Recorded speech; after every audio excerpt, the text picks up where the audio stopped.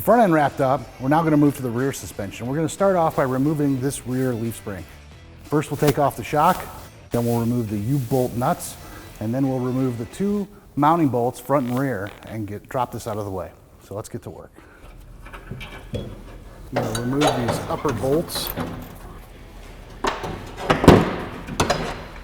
The shock out of our way, we can loosen these U-bolts.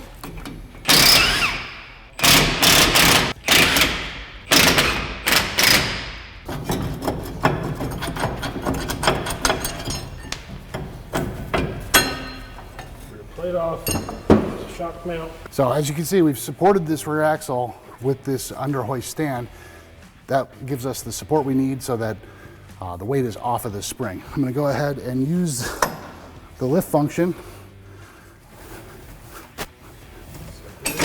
There we go. And get it off of there. So now we are clear of the rear leaf spring.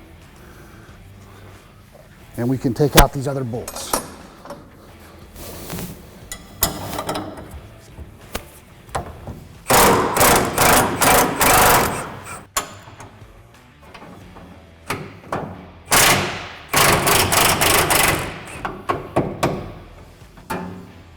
So we are going to have to loosen the tank and allow it to shift over to get this bolt the rest of the way out.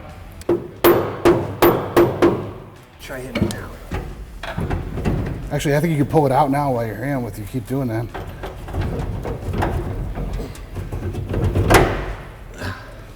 All right.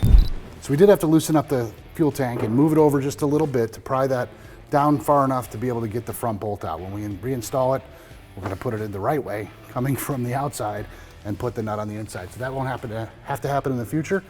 Right now, the only thing supporting this is the front and rear bolts, so we're going to go ahead and take the weight off and get this out of here.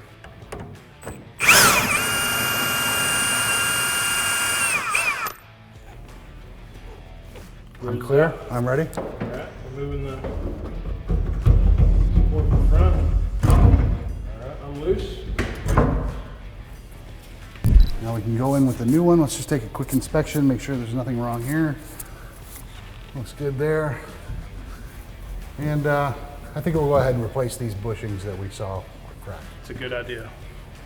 So because we want to make this as good as it can be, take a look at this bushing here and you'll see all these cracks. A lot of people neglect to replace these because they can be difficult.